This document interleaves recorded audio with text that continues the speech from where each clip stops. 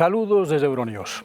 Bienvenidos al resumen informativo de la jornada en donde podrán ver, entre otras cosas, las primeras consecuencias de esa política de hechos consumados a la que está acostumbrado el presidente de Bielorrusia, Alexander Lukashenko, el último dictador de Europa. Tiene detenido a un periodista opositor después de haber forzado cazabombardero mediante el aterrizaje de un vuelo comercial de Ryanair. La Unión Europea y Estados Unidos coinciden en la gravedad de una decisión que viola principios e ignora los más elementales de la pauta del tráfico aéreo en tiempos de paz. En Colombia, la sociedad civil pide responsabilidades al gobierno de Iván Duque. La alcaldía de Bogotá va a entregar a la oficina de la alta comisionada de la ONU para los Derechos Humanos denuncias y pruebas que ha recopilado de violaciones de derechos humanos durante las manifestaciones que empezaron el 28 de abril. Más de 40 muertos en una represión en las calles justificada por el apoyo explícito hecho por el expresidente colombiano Álvaro Uribe, lo que encendió aún más las calles.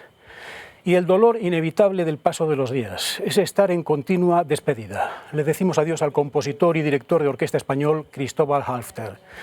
Si unen a esto algunas de las informaciones que pueden ver ahora mismo, tendrán las claves del día en 20 minutos. La Unión Europea castiga a Bielorrusia con sanciones y el cierre de su espacio aéreo por el secuestro del avión de Ryanair y exige la liberación inmediata del periodista detenido. La OMS quiere vacunar al 10% de la población de todos los países antes de septiembre y al 30% a finales de año. Confinamiento y vacunación en Argentina en el peor momento de la pandemia. Las restricciones dividen a la sociedad que busca la reactivación económica tras años de recesión. Colombia exige la destitución del ministro de Defensa como responsable político de las violaciones de derechos humanos de las fuerzas de seguridad durante las protestas. El conservador Guillermo Lasso toma posesión como nuevo presidente de Ecuador y promete poner fin a la era de los caudillos. California prepara un presupuesto histórico de $2.000 millones para luchar contra el fuego por miedo a una nueva temporada dramática de incendios. La Unión Europea acuerda una serie de sanciones contra Bielorrusia en medio del enfado por el desvío forzado de un avión de pasajeros para detener a un periodista opositor. El incidente ha sido calificado como un descarado secuestro del avión de Ryanair que volaba el domingo de Grecia a Lituania. El bloque de los 27 ha pedido la liberación inmediata de Roman Protasevich y su novia Sofía Sapega y ha acordado nuevas sanciones económicas contra Bielorrusia y la prohibición del uso del espacio aéreo y de los aeropuertos de la Unión Europea por parte de las compañías aéreas bielorrusas. Esto ha sido un ataque a la democracia, un ataque a la libertad de expresión y un ataque a la soberanía europea, ha dicho Ursula von der Leyen. Y este comportamiento indignante necesita una respuesta contundente, por lo que el Consejo Europeo ha decidido que habrá sanciones adicionales para los individuos que están involucrados en el secuestro, pero esta vez también para las empresas y entidades económicas que están financiando este régimen. Roman Protasevich apareció en la televisión estatal bielorrusa un día después de ser expulsado del vuelo de Ryanair. Firme crítico del presidente Alexander Lukashenko, su canal en la aplicación de mensajería Telegram ha desempeñado un papel clave en la organización de protestas masivas contra el líder autoritario. En el vídeo dice que confesó haber organizado disturbios masivos en Minsk. Mientras las naciones occidentales han condenado el secuestro del vuelo de Ryanair, Rusia, un aliado clave de Bielorrusia, les ha acusado de hipocresía y se ha referido al incidente de 2013 cuando la CIA exigió el aterrizaje de un avión durante la búsqueda del estadounidense Edward Snowden. En un contexto de indignación internacional, el presidente Lukashenko aún no se ha pronunciado oficialmente. Mientras tanto, con Bielorrusia compartiendo frontera con varios miembros de la OTAN, entre ellos Polonia y Lituania, el incidente está ya en la agenda de la alianza militar.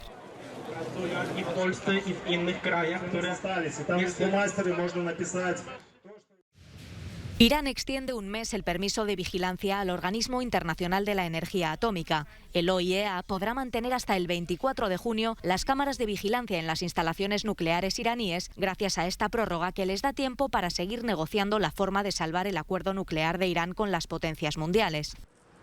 La situación no es ideal, como ha admitido el director general del OIEA, Rafael Mariano Grossi.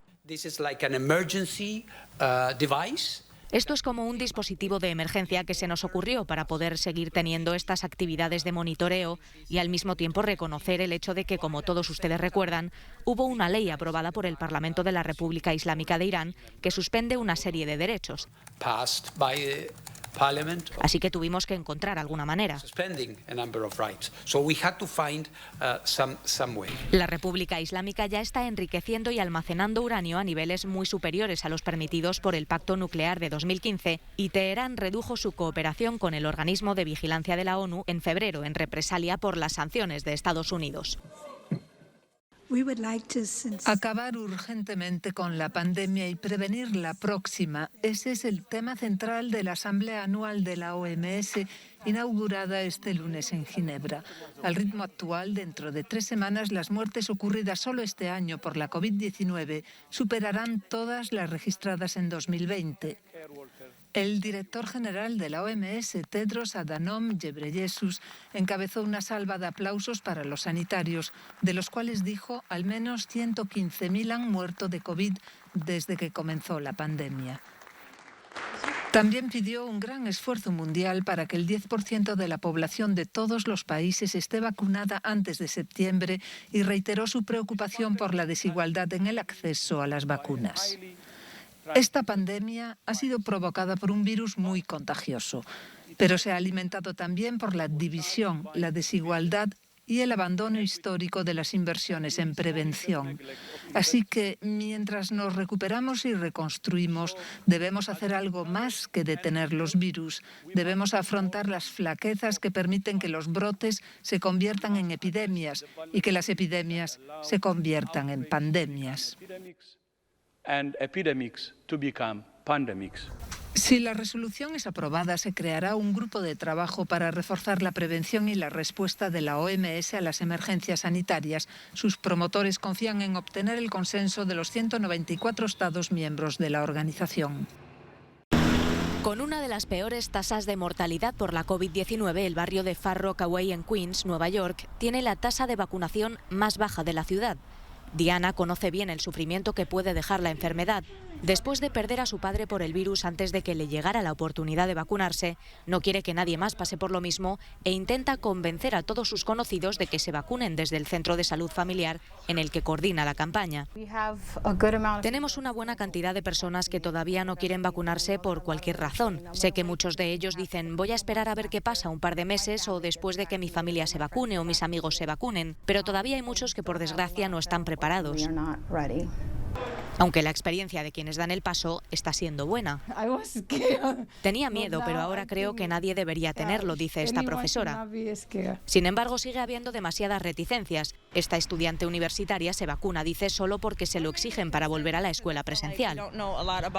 Lo que más me preocupa es que siento que no sabemos mucho sobre el virus en sí, así que es como si nos pusieran una vacuna para algo que no conocemos realmente. Así que de ahí viene mi desconfianza y también por un montón de cosas que estamos escuchando, como que la vacuna de Johnson & Johnson estaba dando coágulos de sangre y esas cosas. Esto hace que piense que algo más puede pasar también con las otras vacunas más adelante.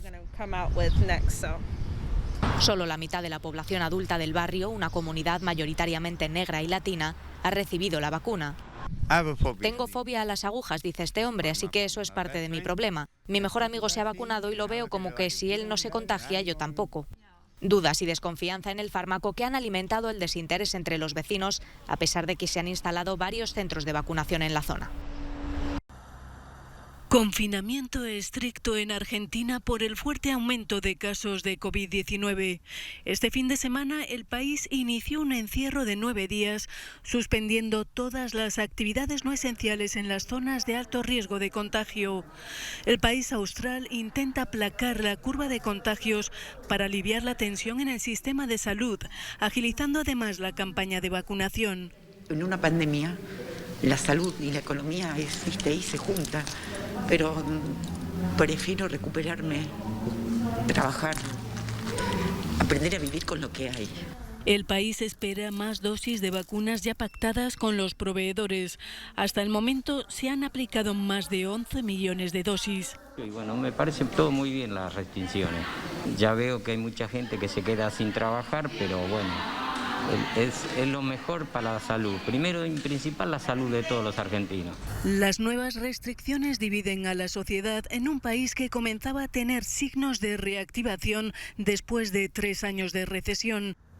El presidente Alberto Fernández ha calificado este como el peor momento de la pandemia, con un promedio diario de 30.000 casos y 500 fallecidos. El ministro de Defensa de Colombia, Diego Molano, se ha convertido en diana de las protestas populares. Se le acusa de ser uno de los responsables políticos de las violaciones de derechos humanos cometidas por las fuerzas de seguridad durante las manifestaciones que comenzaron el 28 de abril. Cientos de personas pidieron su destitución y enjuiciamiento este lunes frente al Senado, donde Molano se enfrentaba a una moción de censura. Aquí se está cometiendo un genocidio por parte de esta narcoparadictadura y ese juicio no solamente debería estar adelantado contra ese terrorista genocida Molano, sino contra toda esa banda. La crisis social desatada contra la ya retirada reforma tributaria del Gobierno ha resultado en al menos 55 víctimas mortales, según grupos de derechos humanos como Human Rights Watch, 43 en datos de la Fiscalía. Las evidencias de violencia física, detenciones arbitrarias y ataques sexuales ocurridos durante las protestas llegarán a manos de Naciones Unidas a través de la Alcaldía de Bogotá. En Ecuador, el conservador Guillermo Lasso juró este lunes como nuevo presidente para los próximos 4 años en la Asamblea Nacional en Quito. El rey Felipe VI de España, el presidente de Brasil Jair Bolsonaro y diversos líderes de otros países latinoamericanos asistieron a la ceremonia.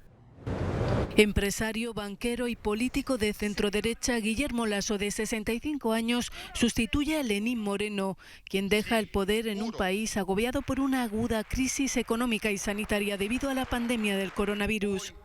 Recibimos un país con históricos niveles de desempleo, un país que ha deslumbrado por su incapacidad para hacer frente a una pandemia brutal. Lasso defendió la igualdad social y de género para un nuevo Ecuador y la necesidad de resolver los problemas acuciantes de pobreza y desnutrición.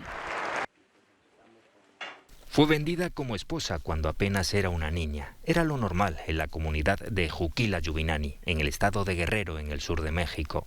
Como miles de menores indígenas mixtecas, Maurilia Julio tuvo un matrimonio forzado. La dote que pagó por ella la familia de su esposo pesó como una losa sobre el resto de su vida. Las niñas que son vendidas cuando llegan a la casa de sus suegras las hacen sufrir. Les dicen: ponte a moler, haz todo el trabajo del hogar, porque nosotros te compramos. Me da tristeza porque también pasé por lo mismo. Por eso pensé que cuando tuviera hijas no las iba a vender, por si sufren maltrato donde van con sus suegras, que vuelvan a mi lado. A sus 61 años, Maurilia quiere acabar con una tradición ancestral que sume en la pobreza a la familia compradora y condena a la servidumbre a las niñas compradas. Las menores son vendidas a otras familias mixtecas por cantidades que oscilan entre los $2.000 y los $18.000. Bueno, normalmente aquí dicen que cuando pagan a las mujeres es para que la mujer trabaje para el hombre y para sus papás. Y no, pues porque es como si fuéramos esclavizadas. Eloína Feliciano fue vendida a los 14 años, ahora tiene 23 y vive en el municipio de Metlatonoc, una de las zonas más pobres de México.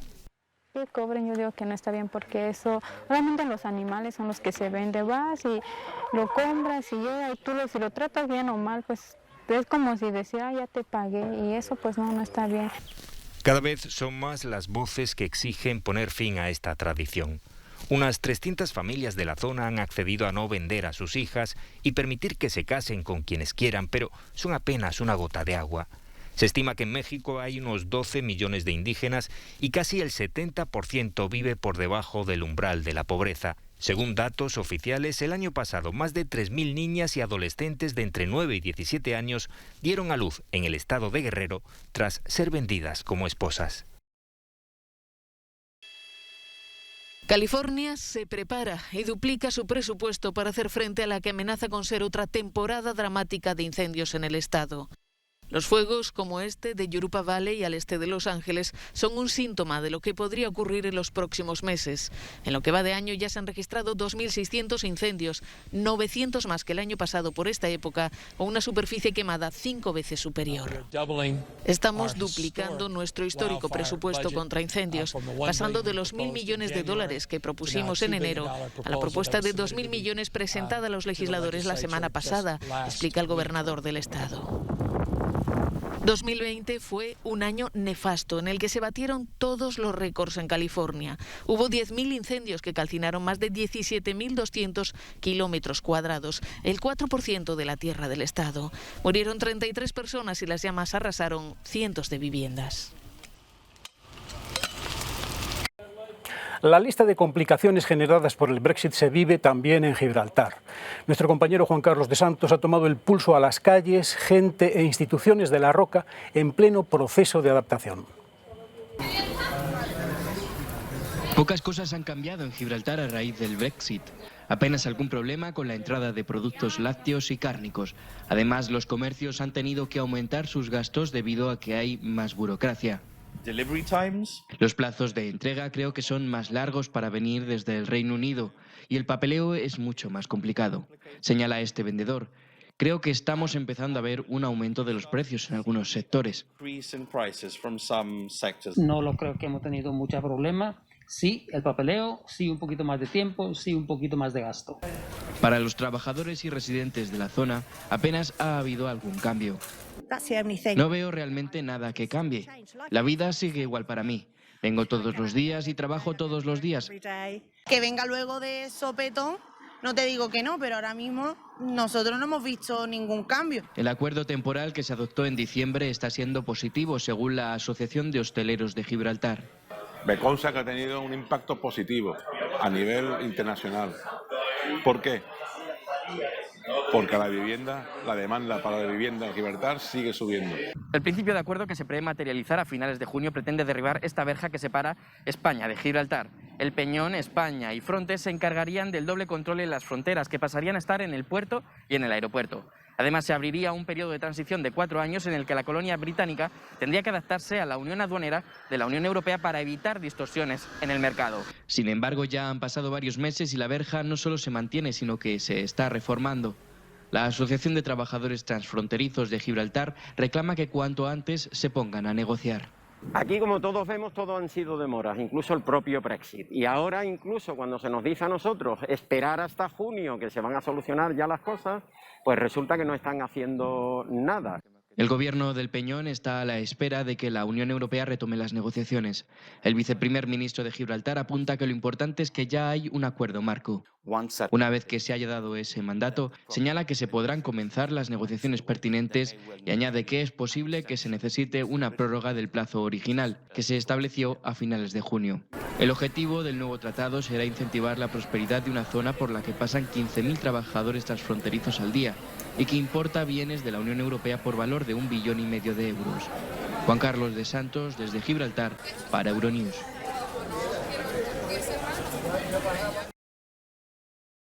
Esta imagen fue una de las más impactantes que dejó la crisis migratoria en Ceuta.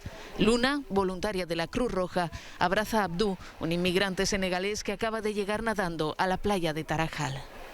Días después rememoramos el encuentro con sus protagonistas. A Abdou lo encontramos de vuelta en Marruecos, donde comparte esta habitación. Tiene 27 años. Hace 5, él y su hermano dejaron Senegal para buscar una vida mejor en Europa y poder ayudar económicamente a su abuela. Cuando vuelve a ver a Luna en la pantalla del teléfono, la emoción no le deja ni hablar. Pues de todo. ¿Qué tal está? ¿Qué cuánto tiempo lleva ahí? Que si quiere volver, todo. Que si tiene familia.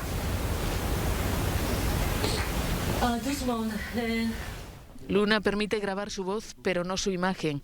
Lo ha pasado mal debido a los duros ataques racistas que ha sufrido en las redes sociales. Ataques que el joven senegalés no entiende.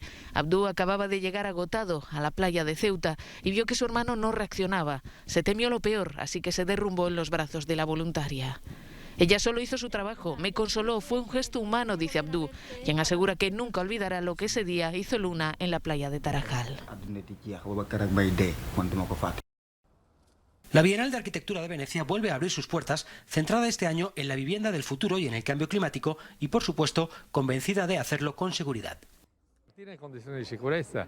Podemos volver a hacerlo de manera segura, defiende el ministro de Cultura Dario Franceschini.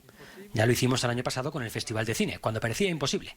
Este año acogemos a países de todo el mundo, demostrando que la cultura puede reiniciarse con seguridad. La 17ª Exposición Internacional de Arquitectura muestra una impresionante variedad de pabellones, entre los que destaca el de España, de nombre Incertidumbre, con 34 proyectos que tratan de responder las cuestiones planteadas este año por la dirección. ¿Cómo viviremos juntos? ¿Cómo compartiremos el espacio? ¿O cómo diseñaremos ciudades sostenibles? Con cerca de 60 países participantes y más de 5.000 entradas ya vendidas, la Bienal de Arquitectura 2021 se prolongará hasta el próximo mes de noviembre.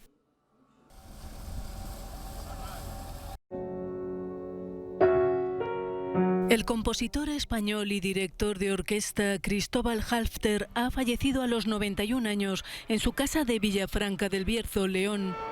Esta figura clave de la música española del siglo XX nació en Madrid en 1930. Halffter tenía orígenes prusianos y malagueños. Procedía de una familia de tradición musical y de niño, al estallar la Guerra Civil Española, se trasladó a Alemania.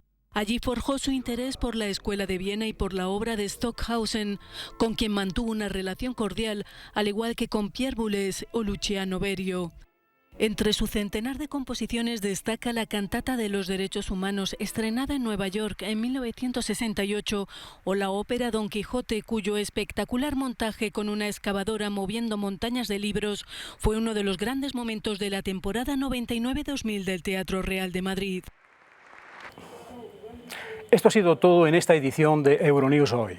Gracias por su tiempo. Ya saben que tienen la continuación y la evolución de lo que acaban de ver en nuestra programación, en la página web y en las redes sociales. En todo momento, Euronews sigue con ustedes con más información.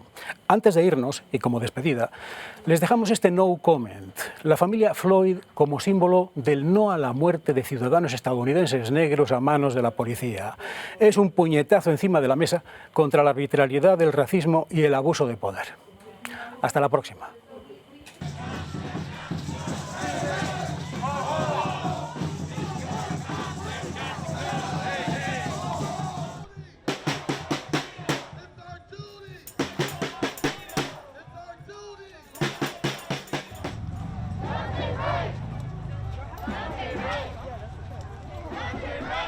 Floyd was my man.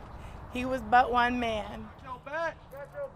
We got your back. We got your back. A year later, we are still pleading and begging for laws to change.